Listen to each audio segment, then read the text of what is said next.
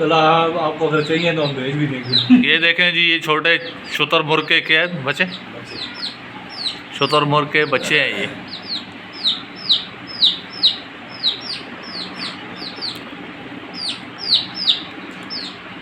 ये देखें मुंह भी खोल रहा है, ये टोपी पे चढ़ गए तो।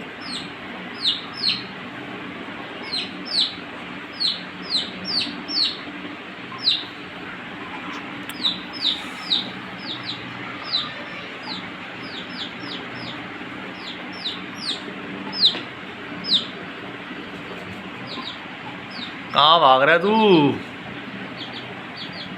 अपनी माँ शुतुरमुर्ग के पास जा रहा है। ये खाने की चीज़ नहीं है, किताब है, पढ़ने की चीज़ है अल्लाह के वली।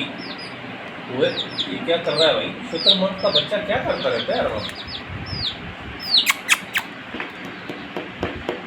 अभी इसने बेट कर देनी है मेरी लिखी डायरी पे।